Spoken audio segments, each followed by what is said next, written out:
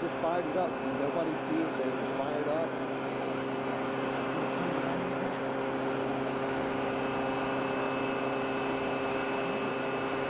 All right, we'll make it work.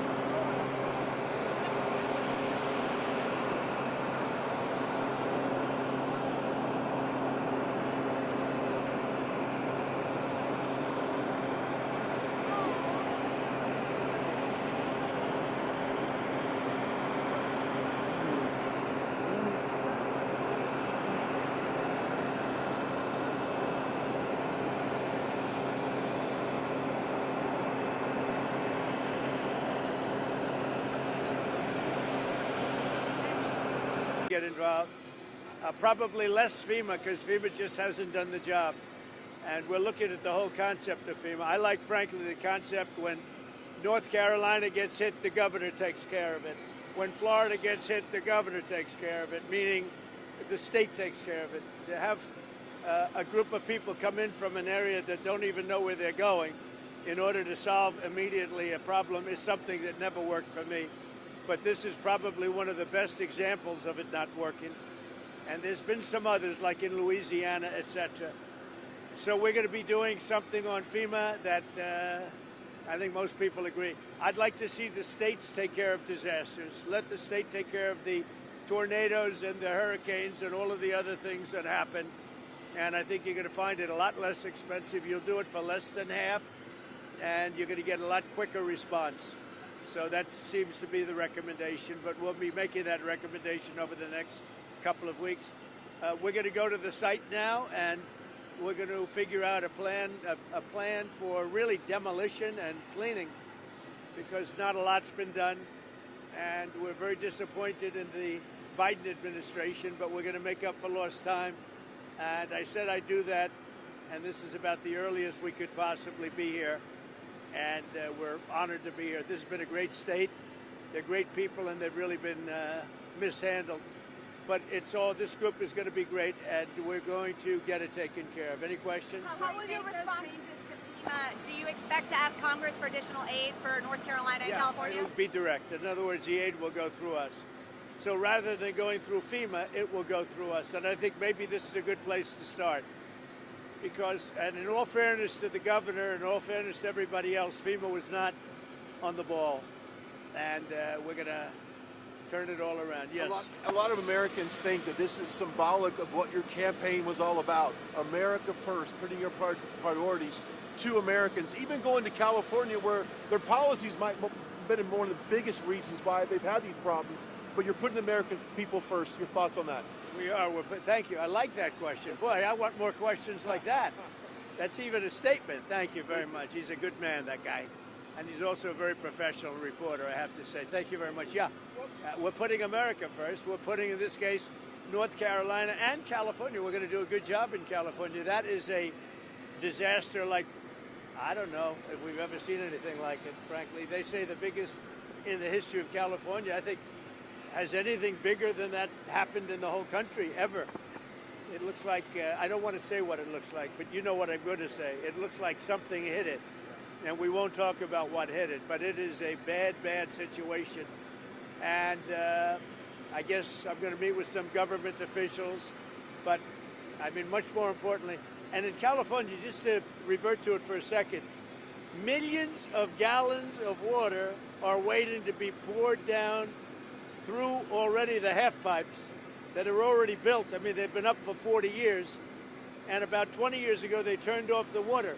And it's the water that comes from the Pacific Northwest. Some of it comes out of Canada, and it flows there, and it probably has flowed there for 1 million years. And they turned it off, and they routed out to the Pacific. And in the meantime, you don't have water in the hydrants, you don't have water in the sprinkler systems. It's the craziest thing I've ever seen. And everyone's trying to figure out, why aren't they turning it back? They say it's the Delta smelt, it's a fish, but I find that hard to believe, but we'll figure it out. And without doing that, you're going to continue to have problems. Mr. President, what are you prepared to do, sir, if OPEC doesn't respond to your call to cut oil prices? Well, we want to see OPEC cut the price of oil, and that will automatically stop the tragedy that's taking place in Ukraine. It's a butchering tragedy for both sides, by the way.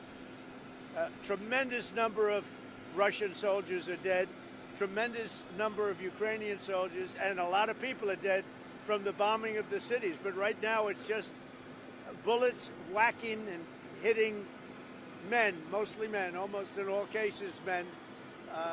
And over 1 million men are killed, and they're losing thousands of people a week. It's crazy. It's a crazy war, and it never would have happened if I was president. Would never have happened. This is crazy that it happened, but we want to stop it. Now, one way to stop it quickly is for OPEC to stop making so much money and to drop the price of oil, because they have it nice and high. And if you have it high, that war's not going to end so easily. So OPEC ought to get on the ball, and they ought to drop the price of oil, and that war will stop right away. Mr. President, funding to Los Angeles because of its sanctuary city policy? I want to see two things in Los Angeles: voter ID, so that the people have a chance to vote, and I want to see the water be released and come down into Los Angeles and throughout the state. Those are the two things. After that, I will be the greatest president that California has ever seen. I want the water to come down and come down to Los Angeles, and also go out to all the farmland that's barren and dry. You know, they have land that they say is the equivalent of the land in Iowa, which is about as good as there is anywhere on earth. The problem is it's artificial, because they artificially stop the water from going onto the land. So I want two things. I want voter ID for the people of California, and they all want it. Right now you don't have voter ID. People want to have voter identification. You want to have proof of citizenship. Ideally, you have one-day voting, but I just want voter ID as a start, and I want the water to be released, and they're going to get a lot of help from the U.S. Thank you very much. I'll see you in a little while. We'll see you at the site. We'll see you at the site. About the deportation flights, where are they going from? Where are they going to? Deportation's going very well. We're getting the bad, hard criminals out. These are murderers. These are people that have been as bad as you get, as bad as anybody you've seen. We're taking them out first. Thank you. Thank you. Thank you, Brett. Move through the grass. Through the grass. Oh.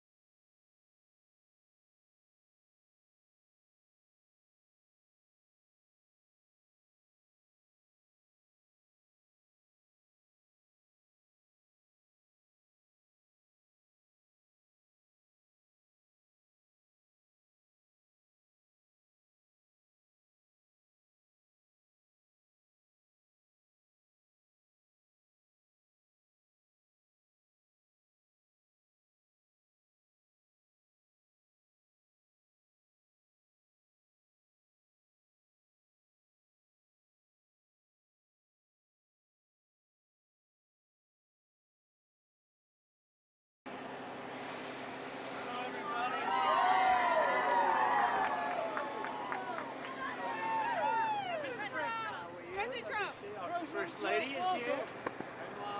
Shake his hand, boys. Shake his hand, Lucas. Thank you all very much. Thank you, Mr. President. Liam, shake his We're hand. here to get a hurricane mess all set, okay? Should have been done a long time ago. Thanks for solving that problem. Thank you. Very good. Thank Oh you. my God. Melania, you look beautiful. You're a beautiful First Lady. Thank you, sir. Appreciate you solving that. I'm just trying to get Yes. You are beautiful, absolutely gorgeous. Thank you, I love yours. Thank you so much.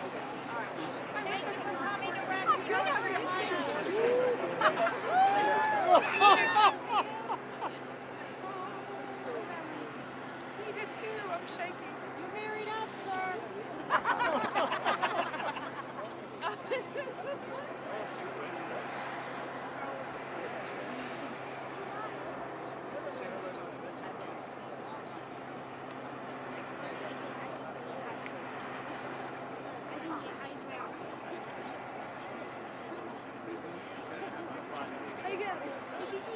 Love your hat, Mrs. Trump.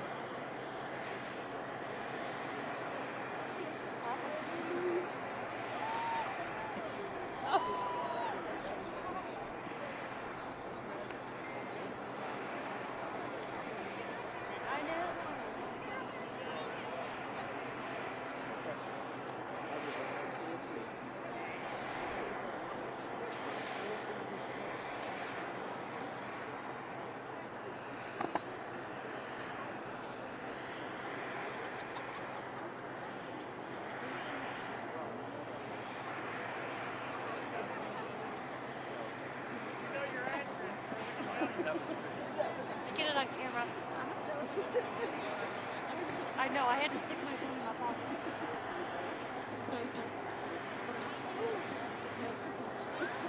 See you later. Take care, everybody. Thank you, sir. Thank you, Mr. President. Thank you, sir. Sue this out.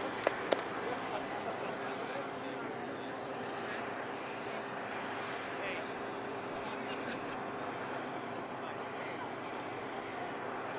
No. No.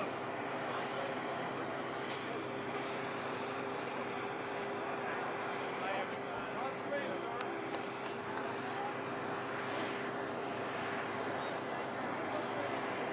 Thank you, Melania.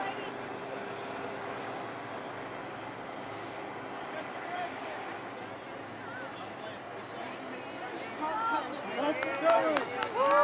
Thank you for coming, sir. Thank you, Mr. Trump. We love you! Thank you!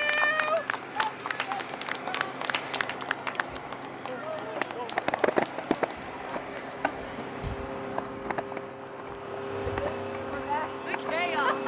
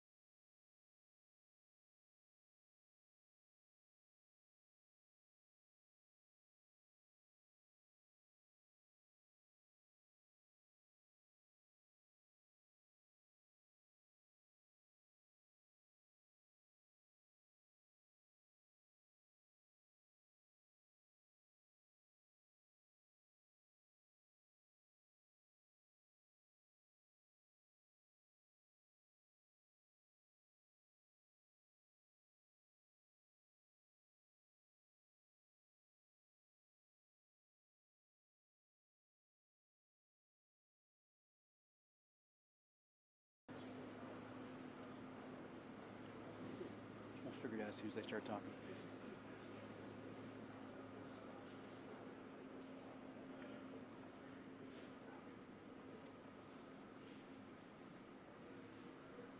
Heads up, heads up. People who live here, migration from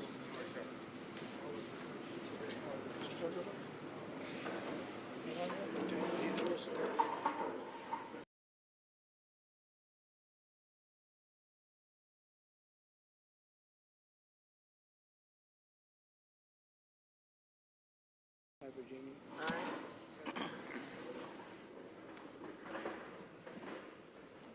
Well, thank you very much. It's a little cold outside, but you're getting used to the cold. And one of the things that are very important to me, and one of the reasons I'm happy that we won so convincingly, is to help North Carolina get fixed up. They supported us in record numbers, and I'm supporting them in record numbers too. And they had me set. I wanted to go to Los Angeles and see what was going on with California, why they aren't releasing the water. Millions and millions of gallons of water. They're sending it out to the Pacific. Someday somebody's going to explain that one. In the meantime, they have no water in Los Angeles where they had the problems. So we're going there. But I said, well, what about North Carolina? Well, you could do that. No, I can't. I said, we're stopping in North Carolina first, and then we're going to Los Angeles. And we just appreciate the outpouring of love that we've had here. Laura was, as you know, very instrumental in the campaign. And she lived here and is loved, and we appreciate it. And Michael Whatley has been incredible, wherever Michael is. Hello, Michael. Michael Whatley has been great, and your congressmen have been great. And what we thought we'd do is take a quick look around. First, we wanted to do this. I want to say that we're very disappointed in FEMA. Your new governor, it's not his fault. He's brand new to the whole situation. But we're going to work together with the governor. We're going to work together with the senators. But really, we're going to work a lot with your congressmen, especially the three that are in the area, and Michael Whatley. And I'd like to put Michael in charge of making sure everything goes well. And Franklin Graham has been unbelievable. We've made a big contribution to Franklin, and we'll continue to do so. But I've been hearing nothing but praise for the job that Samaritan's Purse has done with Franklin, and we appreciate it. Where is Franklin? He's around here someplace. And that good-looking guy, he's always been a good-looking guy. His father was a good-looking guy, too, I'll tell you. We loved his father, right? I saw his father in the latter years, and I said, well, he doesn't have long to go. He was having a hard time, and he lived about 3 or 4 years after that, right? He was they say it was good stock. He had the ultimate good stock. But I want to thank you, Franklin. You've been fantastic here, and everywhere he goes, he's always the first one I see.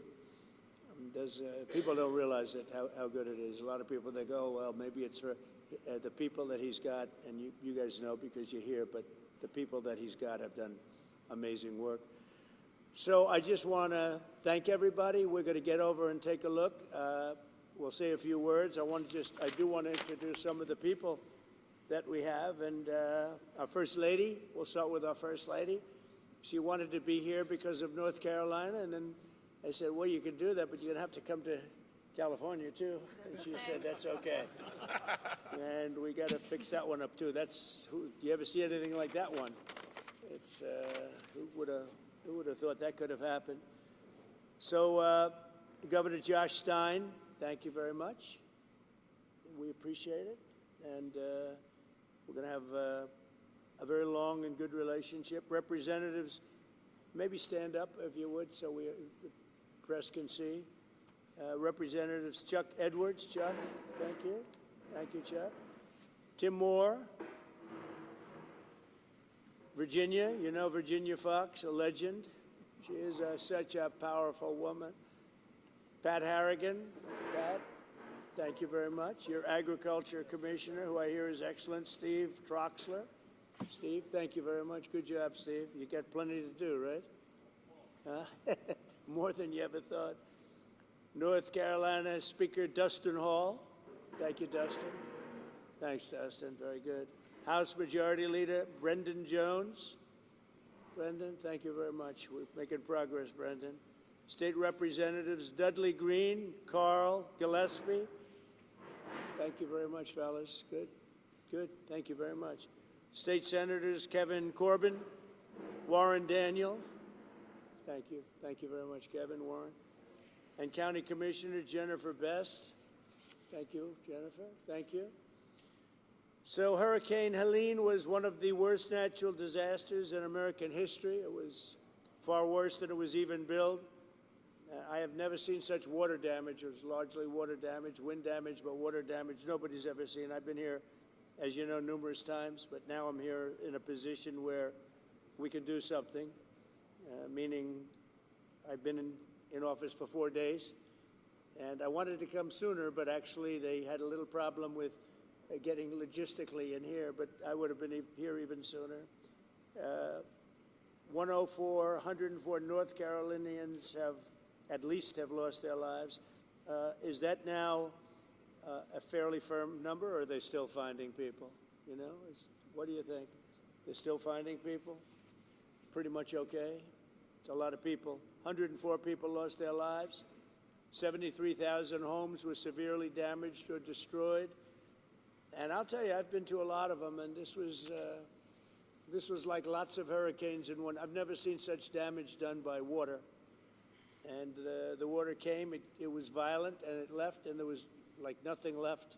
It's really pretty amazing. At one point, half of the emergency calls to FEMA went unanswered. That's real bad. FEMA was not doing their job. The city of Asheville went without running water for 2 months. A whistleblower testified that some FEMA employees refused to help people who displayed Trump signs on their property. I think that's true, isn't it? I read that. That's not nice. That's not too nice, is it? But whoever those property people were, thank you very much. Michael, is that true? That's not good, huh? About the property owners, you put a Trump sign on and they wouldn't help? FEMA. Earlier this year, FEMA kicked 2,000 North Carolinians out of their temporary housing into below freezing temperatures. What was that all about? Is that, you know about that? What happened? Tell me. We had an incompetent administration under Biden, and we had a disaster, and then we call it the disaster after the disaster. That was the FEMA response. You had nothing but disaster since then. It doesn't matter at this point. Biden did a bad job. Some residents still don't have hot water, drinking water, or anything else, and many of them don't have quarters. They don't have anything. They got a stipend for what they lost, and we're going to take care of it. This is totally unacceptable, and I'll be taking strong action to get North Carolina the support that you need to quickly recover and rebuild. We're working on it very hard, and I think if Michael Whatley does half as good a job for North Carolina as he did for my campaign, we'll be very happy. Him and Laura were a very powerful team. So you think you can handle it, Michael? I don't know. I'm not sure, Michael. I think this is maybe in many ways easier, okay? Maybe easier. But you're going to lead the team. Do you want to say who the congressmen are that you want to appoint? Do you want to introduce them? We have Virginia Fox, Chuck Edwards, and Tim Moore, whose districts encompass the area. And they are the districts that were most severely impacted, right? You were affected then, Virginia? Yes, lost my own driveway. Really? No. I'll also be signing an executive order to begin the process of fundamentally reforming and overhauling FEMA, or maybe getting rid of FEMA. I think, frankly, FEMA is not good. I think when you have a problem like this, I think you want to go and, whether it's a Democrat or Republican governor, you want to use your state to fix it and not waste time calling FEMA, and then FEMA gets here and they don't know the area, they've never been to the area, and they want to give you rules that you've never heard about. They want to bring people that aren't as good as the people you already have. And FEMA's turned out to be a disaster. And you could go back a long way. You could go back to Louisiana. You could go back to some of the things that took place in Texas. It turns out to be the state that ends up doing the work. It just complicates it. I think we're going to recommend that FEMA go away. And we pay directly. We pay a percentage to the state. But the state should fix this. If the state did this from the beginning, it would have been a lot better situation. I think you guys agree with that, right? So I just want to say that Asheville, I know it well. It's a great place, and we're going to have it be a great place again. That was the one that was most severely affected. But North Carolina is going to come back bigger, better, stronger than ever before. And you're going to be very thankful. And you've already seen, I know that it really began 4 days ago, but you've already seen more action than you have in the last 3 months. And we're going to get it together. We're informing the Army Corps of Engineers to get going because you have a lot of river breaks and a lot of areas that you're going to need some pretty big work. And they're on their way. They're going to be working much harder than they've been working in the past, and we're going to take care of it. Any questions from the press of any of the congressmen, governor, anybody? Sir, are you going to sign an executive order on FEMA, getting rid of it? Can you say more about signing an executive order to get rid of FEMA, please? FEMA has been a very big disappointment. They cost a tremendous amount of money. It's very bureaucratic, and it's very slow. Other than that, we're very happy with them. Okay, and I think when there's a problem with the state, I think that problem should be taken care of by the state. That's what we have states for. They take care of problems. And a governor can handle something very quickly. You know, one of the things I've noticed, because I've been doing this for a while, and we had a pretty good FEMA, but I also noticed that when they come, they end up in arguments. They're fighting all the time over who does what. It's just not a good system. This system is so beautifully designed over 250 years approximately, you know, and we'll soon be celebrating the 250th year. It's going to be a very big celebration. But it's been designed very well, and we're going to leave it that way. When North Carolina, South Carolina, Florida, Tennessee, when everybody knows the governor of Tennessee, I think, everybody? Do you know everybody here, pretty much? I never thought of it, but you're right over the ridge. Right over the hillside. So you're here to help. That's great. The people in this region, including Tennessee, the people of Appalachia, are grateful that you are here and that you haven't forgotten them. And that there are other disasters, but this one was enormous for both North Carolina and Tennessee. So thank you. You know, I've seen a lot of disasters, and when I came here right after, the day after. And when I came here, I couldn't believe it, actually. I couldn't believe the damage. And I've seen a lot of them. This was more like a tornado than it was what we witnessed. So we're going to get it very much taken care of. Good job. That's nice that you came. And so you call it you're right over the ridge, right, Tennessee? Over the ridge, yes. I like Tennessee, too. Let's see, where did I get more votes, Tennessee or North Carolina? I hate to tell you, North Carolina, it was Tennessee. There's one of the counties in this disaster that had 88% for you. So 88%, yeah. No, the people are just incredible people. Yeah. So, do you have any questions, press? Yes, Mr. President, you talked about conditions being placed on aid to California, voter ID, and the like. Are there any conditions that you're going to put on aid to North Carolina? We're going to do a lot for North Carolina. You know, they've been very slow. I don't know why it's been so bad. This has been one of the worst I've seen. Katrina, of course, you know, was something that obviously that was a long time ago. That was not good. But this has been very slow. I don't know if that was for political reasons because they lost the state. You know, Biden lost the state. Maybe he felt he doesn't care. Maybe there were other reasons. I don't know. But this has been very slow. By any standard, this has been very slow. And we're gonna make up for lost time. No conditions. You're going to push for aid. Well, in California, I have a condition. In California, we want them to have voter ID so the people have a voice, because right now the people don't have a voice because you don't know who's voting, and it's very corrupt. And we also want them to release the water. If they released the water, they wouldn't have had a problem. If they released the water when I told them to, because I told them to do it 7 years ago, if they would have done it, you wouldn't have had the problem that you had. You might not have even had a fire. So, but here I don't have that. It's a different thing. You got hit by a storm.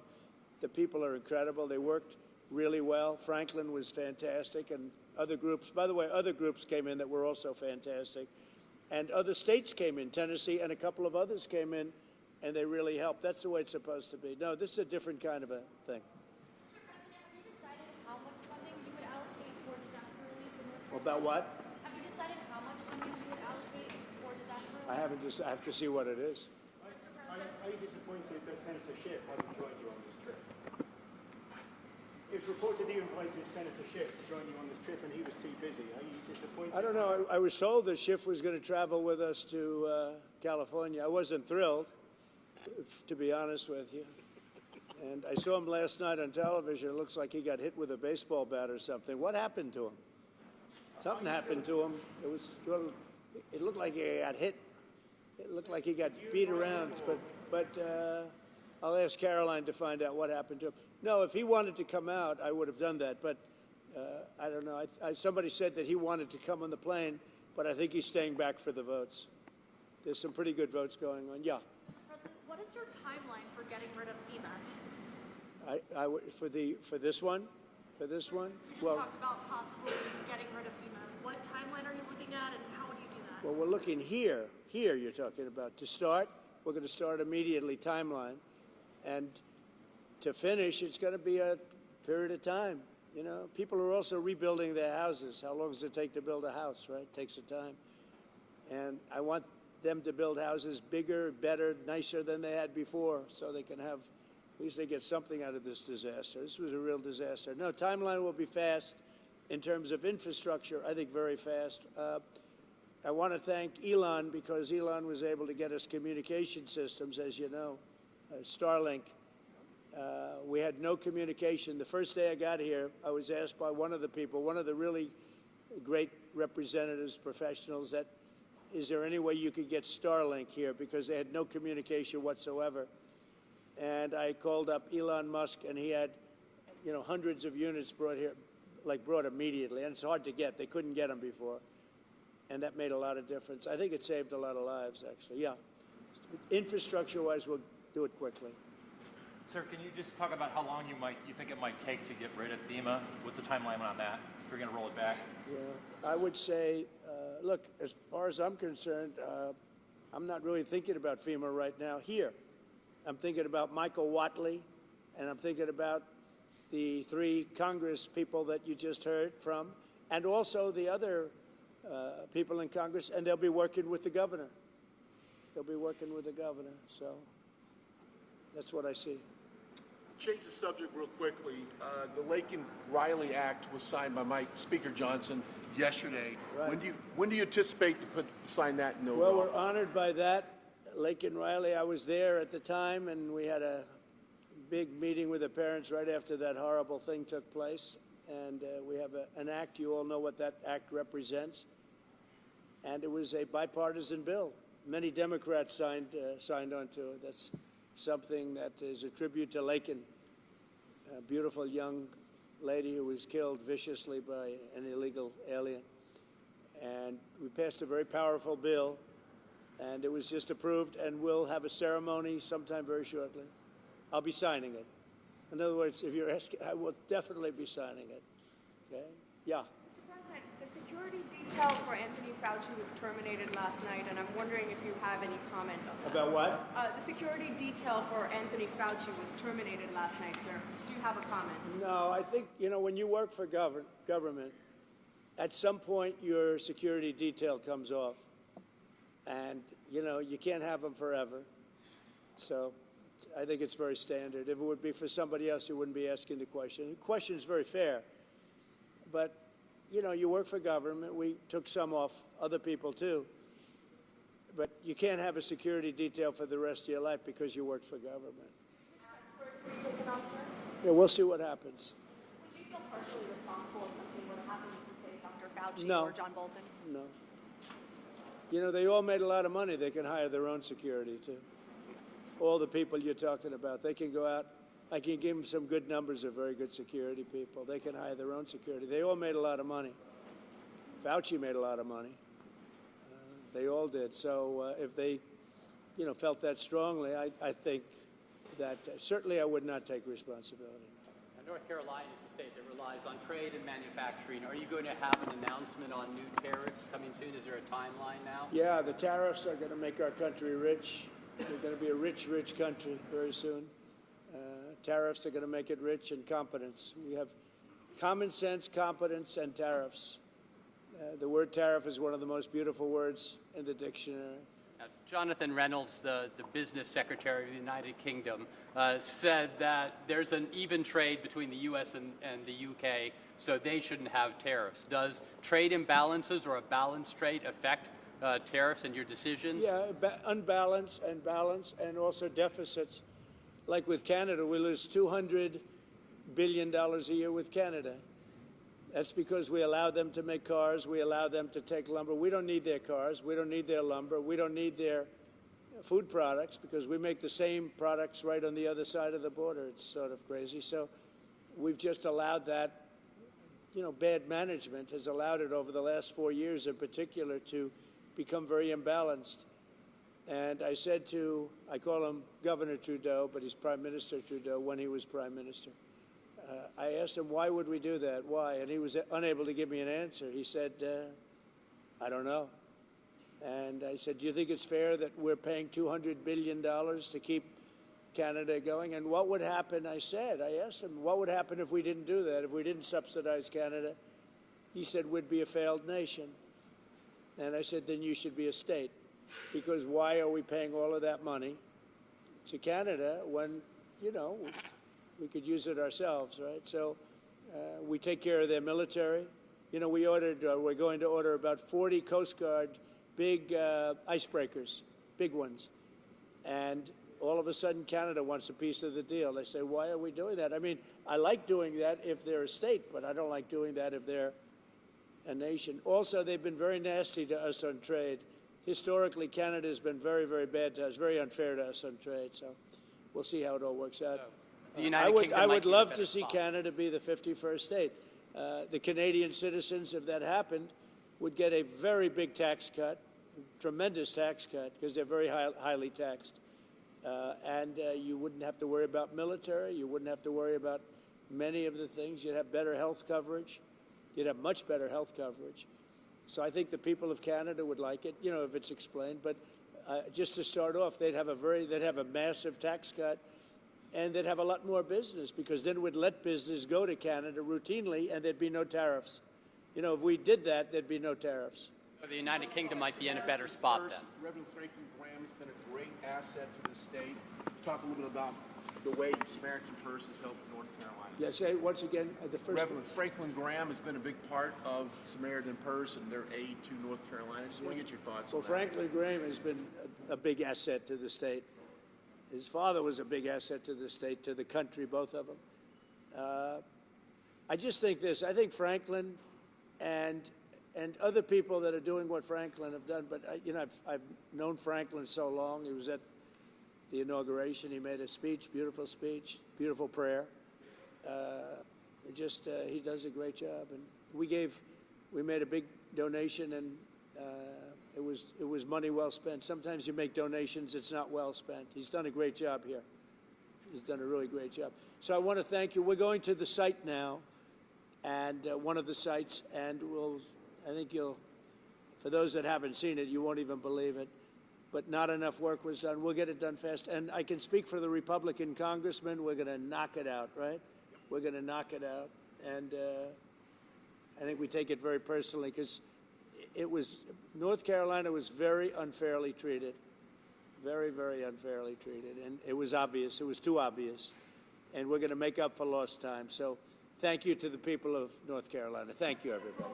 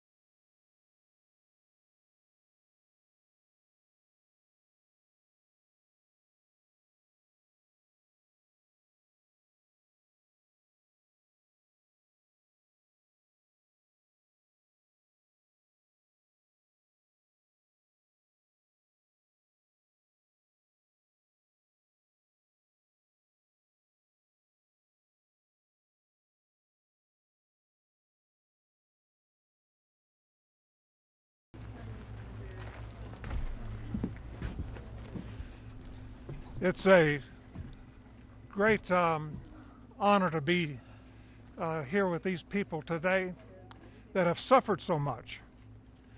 And to lose everything you have, and you just wonder what you're going to do and where you're going to go. And we just thank God, and I want to say thank God that He's given us the resources to be able to help. And a lot of people have helped, and not just Samaritan's Purse, but there's been many different organizations and volunteers that have just come to Western North Carolina and East Tennessee to help. I grew up, this is my backyard, I grew up about 8 miles or so from here.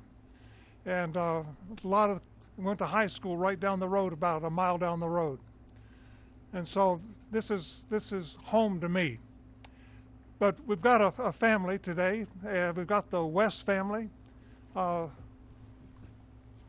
This is their house.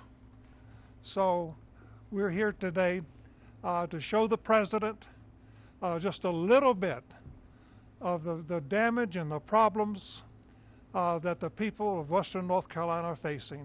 So, Mr. President, thank you for what you have done for Western North Carolina. Thank you for coming again to see. Thank you, your son Don Jr., he came with us twice. And so they've taken a real interest. And this isn't a politician coming down here looking for votes. This is a man who wants to do something, who wants to see some changes, who wants to make life better for you. So thank you. And Melania, thank you so much for coming. It's an honor to have you here with us. So, Mr. President, please. Thank you very much, Franklin. Thank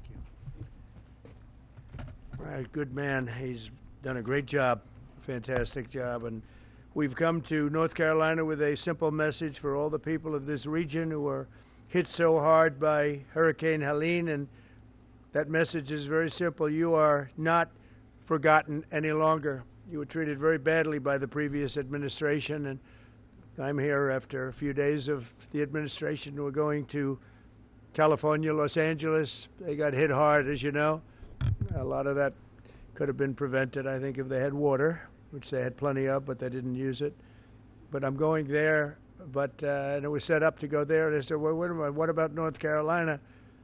They said, well, what would you? I said, I have to stop there first. I'm stopping in North Carolina. So we made the stop, and I feel very good. You're represented by some great people, great congressmen are with us, and we're going to get involved with them. And Michael Whatley is here, who is the head of the Republican Party. He worked with Laura Trump to take us through to a tremendous victory, one of the, as the media says, one of the most consequential presidential elections ever. They say in 129 years, whatever that may mean. But whatever it is, it was a great election we had, and we won your state. All 3 times we won your state. And all 3 primaries we won your state. So we won it 6 times, I guess, Mr. Congressman. Huh? And it's a great place, and I wanted to come here. And before I went anywhere, frankly, in the campaign, I promised that I'd come back to Western North Carolina to help the people of the state, and today here I am to deliver on that promise. And we have a lot of things in mind, and we're getting the Army Corps of Engineers all set. You need your riverbanks fixed. You need a lot of roads fixed, and we're going to get it done in rapid time. And I've asked Susie Wiles and all of my people to start calling up, get the Corps ready, and they're going to get ready to go. I don't know what it is. I don't know what took so long for the other administration. But remember, I wasn't here for the first 4 months or 3 months, whatever it may be. See, we can only start as of essentially 1 or 2 days ago, and we've made a lot of progress over the last couple of days, Michael. I understand we're going to get you the resources you need and the support that you deserve, and we'll be at your side through every step of the rebuilding, and no American is going to be left behind. The people that I just met are so great, and the people that own that house is going to be very beautiful in a little while. And who knows, if Franklin decides, maybe he'll rip it down and build him a new one, because sometimes you can do that just as easily. But we're going to take care of the people. I want to thank our great First Lady for coming today. She really wanted to be here. She said, no, I want to go. And, she sees what happened, and she felt very badly, and she wanted to go. And We're then going out together to Los Angeles, but she wanted to be in North Carolina. She saw what happened. She has a feeling like I do for North Carolina. So thanks as well to a great gentleman, Franklin Graham, and his father, Billy Graham. I used to go with my father to Yankee Stadium and places to watch his father preach. And he was some preacher. You got good stock. You come from the ultimate genes, I can tell you. But he was really something. And Franklin, though, has done so much, and his father's looking down on him right now. I guarantee for a long time he's been looking down on Franklin, saying, "I'm very proud of you, son." He really is, because what Franklin's done with Samaritan's purse is incredible. They told me just yesterday that Samaritan's purse has been great, but the FEMA people sort of left you high and dry, but we're going to change that around. We're not happy with FEMA.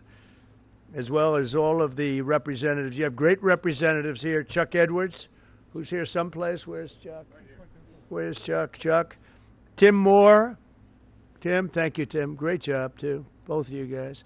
Virginia Fox, a power. She's a power, that one. Don't ever have her as your enemy. It's not good. It's not healthy. Pat Harrigan.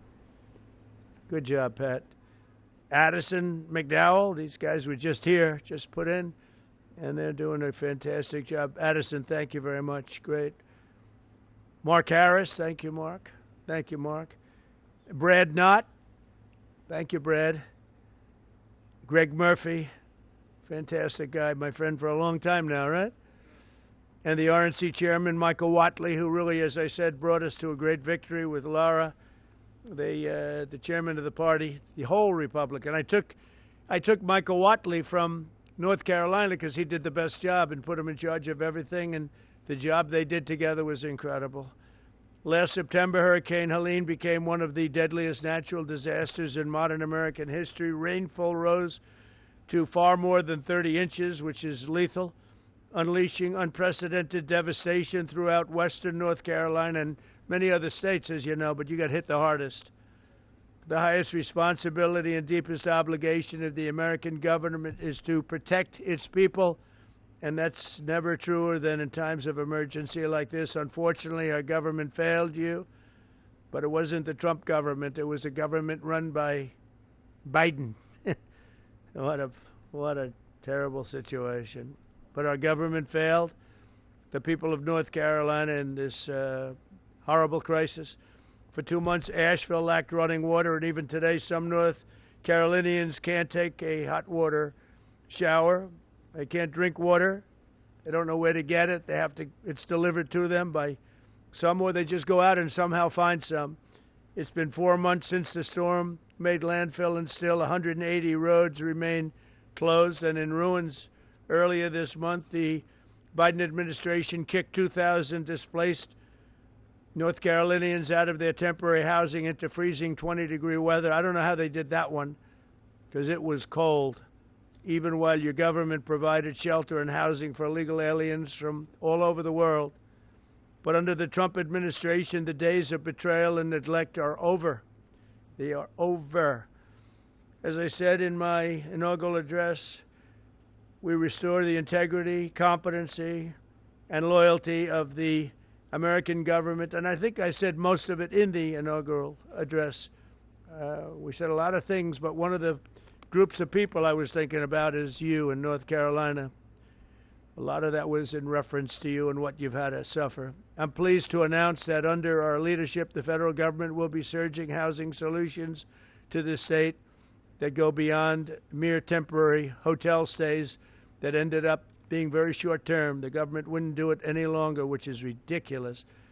We'll marshal all available resources and bring back potable water and make your water and infrastructure dramatically more reliable very quickly. Today, I'll also be signing an executive order slashing all red tape and bureaucratic barriers and permits to ensure the rapid reconstruction of the roads here in western North Carolina. We're going to go through a permitting process that's called no permitting, just get it done.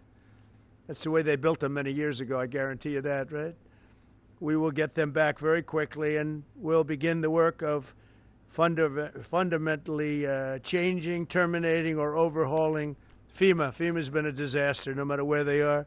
We're honored to be joined today very quickly by several families affected by the vicious storm. I'd like to ask each of them to share their story. Chris and Kim West, you could come forward. Ramona Nix, Jackie Mitchell, and Thomas Gary Bright. And finally, the Wright family. And come on up and maybe say a few words, please. Thank you very much. Hello. Hi. Come on in here.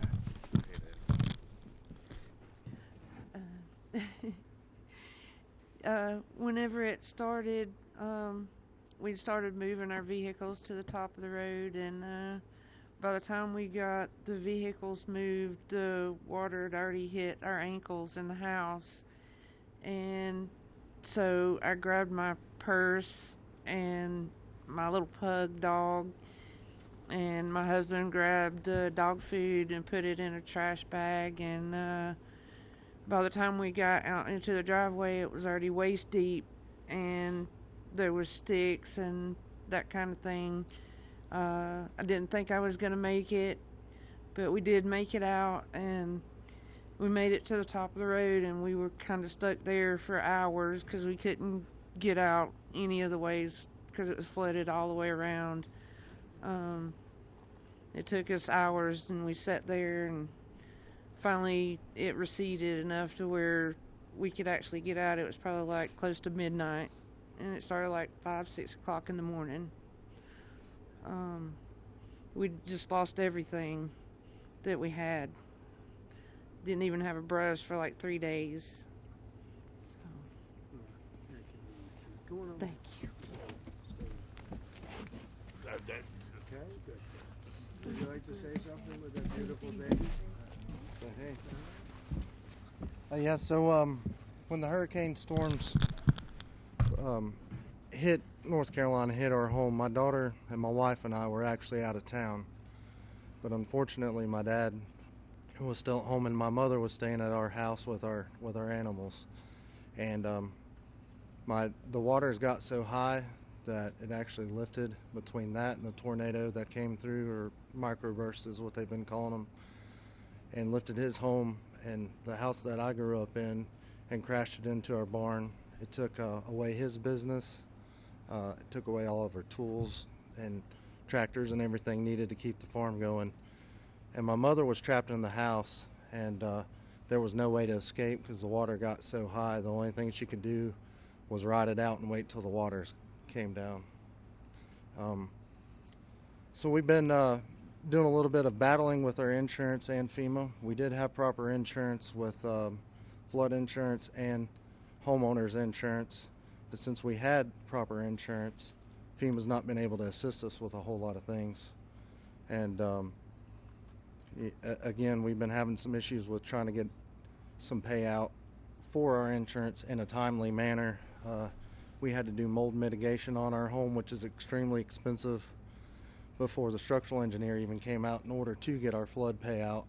And to me, that was not really acceptable. Has the insurance company been responsive or not really? Not so much.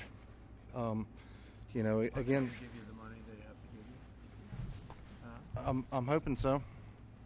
And we need some assistance with that. We reached out to an attorney. What's the name of the insurance company? North Carolina Farm Bureau. You got to move them, right? Yep. That's terrible. That's what we're after here. Are a lot So of people having that problem too, with the insurance companies, general, different insurance companies, and they're all difficult, or just the one particular one? I've heard different stories from others, and Have a you lot heard of folks some are. were responsive? And I've heard some good instances of even Farm Bureau themselves, but in my case, you know, they'd send out a third-party adjuster immediately. Well, they wound up firing that third-party adjuster group. He gave us a quote for a much higher estimate than what we received. And he got fired? And then he got let go. Yeah, he got fired. So then they brought in another third-party adjuster to come in and lowball us. We've not received any kind of, so the flood insurance is our primary insurance, and so there was roof leaks in the home that the inspectors found, the adjusters. Well, that contributed to us losing some of our personal property as it come in the third story where there's no, or second story living space, where the flood water, well above the flood waters. So they've neglected us for. Is your mother saved? Yes, she's saved. So Yep. she wrote it in? She's right here. Okay. So we made it. That was not exciting, right? That's right. How scared were you? Very. Did you think you were going to make it? No. You didn't think so? Nope. I just started praying. So you were sort of on a boat. Your house became a boat. It's a big pontoon. That's some story. It was a Would you beach like to house say on something? the steps. I'll bet this guy would like to say something. I can tell. I was next door to the house, and my son was out of town, so when he came in to Charlotte to my sister's, he called about 2 in the morning because at midnight the water was still in the stream, within the banks. So when he called, the water was coming up, so I started moving vehicles up to about 5:30 in the morning, and she was in the house, and I pulled up to the steps and I said, hop on the fender and I'll get you out. Well, he built a beach house on stilts, 5 times higher than the floodplain. And she said, well, he said I'd be okay. So I'm staying with the dogs. So I went to higher ground with some vehicles, hers included, and the water covered everything. But I'd already seen it come around both sides of my place, so I got my blind and deaf dog and a bag of valuables and took up off the side of the hill behind my house, and then was heading to the cemetery back there because I knew it was open, because there was trees falling and uprooting. It was raining. You never saw anything like that? No, I've been through floods There's never been anything. all my life around there. Never nothing. Never been anything like that. Mm-mm.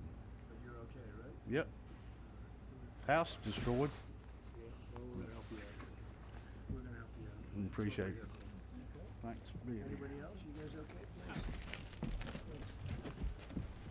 Our day that morning began a little taller with some trees falling into our house, which our house is goes back 4 generations, 80 years, and never came close to flooding. And we woke up with trees about 4:30 or 5 in the morning, and our house sits 3/10 of a mile back off the road, and the water, we've had flooding and such in the lake, but nothing like we saw. And like most everybody else, we moved 5 vehicles as far up, lawnmowers and everything else, and the water started coming in the house. And when it got up to about ankle high, we have a loft. I got her up in that and tried to gather what you might want, which was totally random.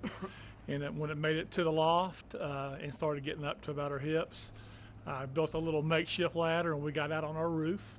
And we spent 4 hours on the roof. I had a little baggie. I did notes on my cell phone to my 2 kids and my 2 grandkids, and something to identify me in case we were lost in it. Did you think you were going to make it? No, we're. Oh, you didn't? Yeah, we didn't think we were going to make it at all. I mean, our house was 25 feet underwater. So you didn't think you were going to live? No, we were watching houses, trailers, bodies coming by us. And we live in the Azalea Road area in East Asheville, O-Team. Yeah, we watched our garage float by. Yeah. But, we got to a point where it crested about 4 feet up on the roof. We took about 3 or 4 hours for it so we could kind of do everything in reverse, and got out in the mud to higher ground. And I got out higher ground up to a subway and got over to her daughter's house, where when she saw that I didn't have her, she lost it. And I was like, she's okay, she's alive. And we tried to make our way back in there and gather things best we could. But, found a body right away. There was about 8 bodies in our area that first 2 weeks located. And we were lucky we weren't one of them, and blessed. But like other people, no insurance on flood insurance, so we had to depend on FEMA. They did what they could do, and of course it's not enough. Yeah, that's crazy. But Yeah, again, we're thankful to be alive, but it's a long haul. What are you doing now? Staying in a camper. I've never been, if y'all notice, I'm a big guy. I don't sleep in campers very, very well. And the first night we spent in the camper, very grateful with the Asheville Dream Center coming through with one. And Do you still have the land? oh yeah, it's family land. Yeah, the land, it looks like a beach now. It's sand, but Can it be built on? yes, Do you intend to do that? yes. You want to build again? Yeah, Samaritan's Purse. We're working with them. We're working with people. It's 80 years, 4 generations. But the house is totally gone. No, the house is there. It's down to gutted yeah. it They to came this in and mudded it, wreckage. but everything in it was completely destroyed. But yeah, it's tough. I think we're at a point in Asheville where people's forgot about Asheville, and it's stagnant. Everything is stopped. You know. Yeah. Thank you, sir. Appreciate that. Thank you, Jack. Thank you. Thank you.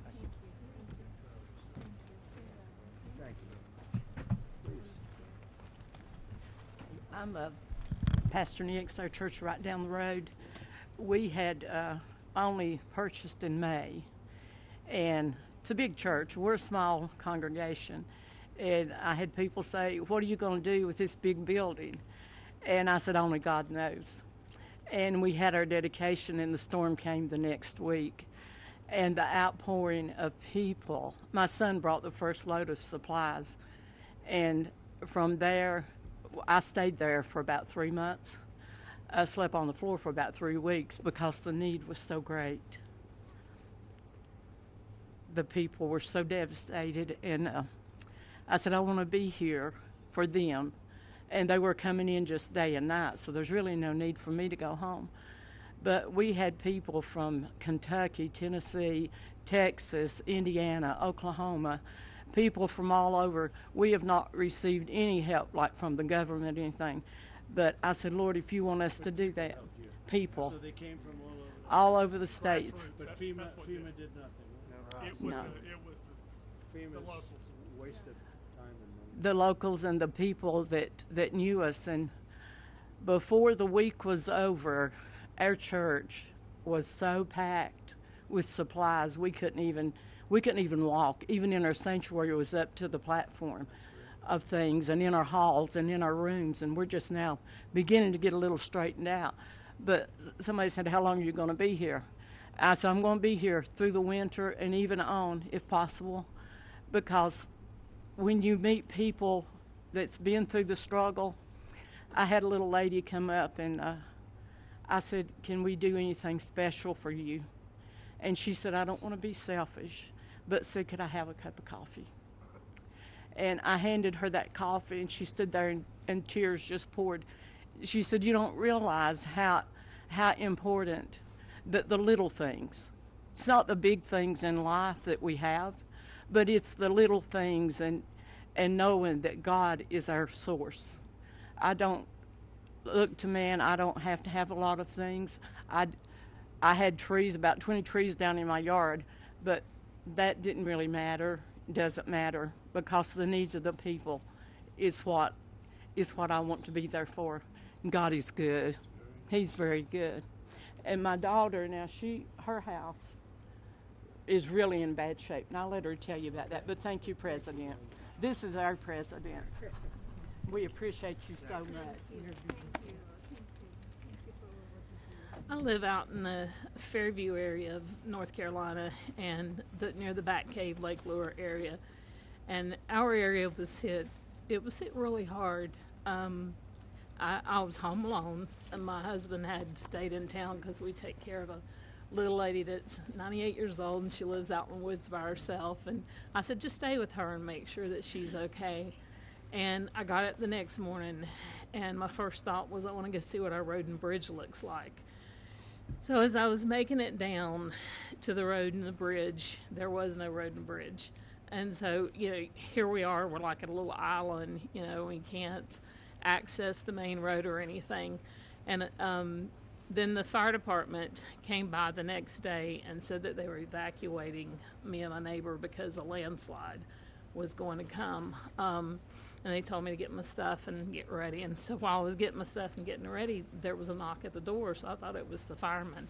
And I went to the door, and there stood my 21-year-old son his name's Nathan, and he had drove as far as he could to get to me, but he hiked 5 miles, and it took him a really long time. And he got there, and he said, "Mom, grab a bag. We gotta go." And I said, "Son, there's no way I can hike out of here." And he's like, "No," he said, "we gotta go." So we started hiking out, and I seen one of my neighbors who she had no clothes on. Her skin was like chunked up. It was just, she was blue. She had been in the waters, and where she had went or I don't know, but it horrific is just all I can say. But then as me and my son hiked on out, we went through where this place, we call it Craigtown, but there were like a lot of family members there that passed away, like 11 of them, and there were people out everywhere looking for their loved ones, and there were dead bodies. You know, my son's like, "Mom, you're gonna see things you don't want to see," and so anyway, we got through all that. But I stayed at our church in our sound booth. My husband and I, we just slept up in the sound booth for a couple of months because we didn't have power or anything for about 2 months out there. And then we went back. I've been fighting with FEMA since day one. Our community, there's like 32 homes. We don't have a road and a bridge. We're driving through our neighbor's property. You know, I went to EMS and I said, "Look, my concern is if we have a fire or we have an emergency out here, you're not going to get to us. You can't get those big trucks up here." And I've called and called and called FEMA, and you know, I said, this happened on September 27th. That's 4 months ago. Well, for us today is still September 27th. You know, we haven't had help. And so when I talk to FEMA, I'm explaining the road and the bridge, and they send me a letter that tells me to basically fix it and send in my receipts, and they'll refund me some money. I'm looking at a road and bridge that honestly, the bridge itself is probably going to be $300,000, and the road could be close to that also, because the community has to have big boulders brought in. We're not a rich community. We can't fix it ourselves. You know, it's just, and as far as like house repairs, I'm still pending. I can't get money from FEMA until I fix the road and bridge and send in my proof that it's fixed and everything. It's just, it's been a nightmare, and I totally feel like that we have been forgotten. If it had not been for our fellow American citizens who stepped up to help us, I don't know what we would have done. I have 5 neighbors around me who completely lost everything. You know, I have damage to my house, and I don't feel entitled. I'm embarrassed to even say I need help, because, you know, and sometimes there's even that survivor's guilt is what they're calling it, but you feel guilty to even be alive sometimes. You know, when you look around, you see your neighbors that are gone, and it's just, you know, we need help. I wrote a letter to send to Congress. You know, I don't understand what's going on. If we can't get FEMA help, then will you guys help us? Will you step up and be our fellow citizen? Will you step up and be our neighbor and send us something? Help us get our community back. I could go on. It's just I don't know, it's just heartbreaking. I appreciate you.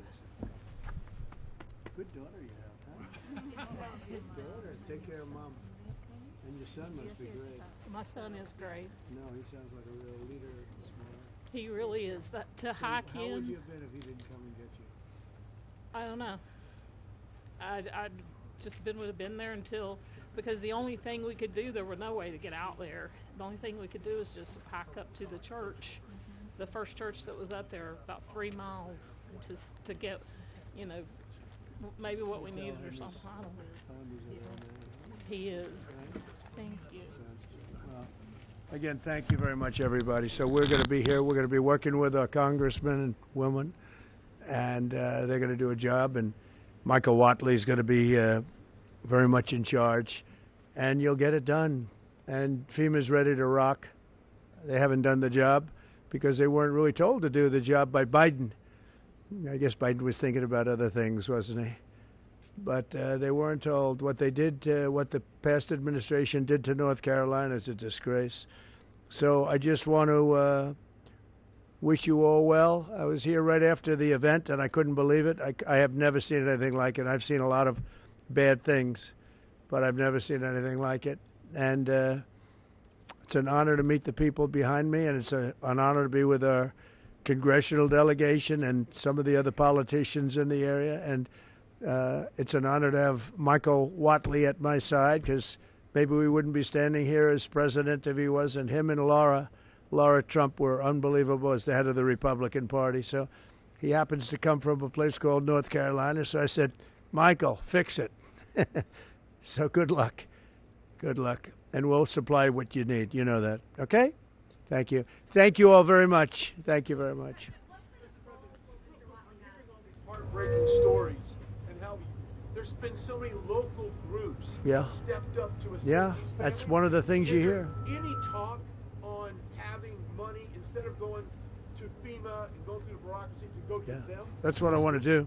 We want to bring it locally so that a state takes care of its problem, and then they can bring it down to a local level, like Samaritan's Purse and Franklin, because that's one of the better examples. But you had numbers of people that did a great job. You have groups that did a great job and organizations. The one that didn't do a good job was the government. They did a bad job. They did, in many ways, they did no job. They weren't even available. So, good question. The answer is we go local. I think it'll work much better.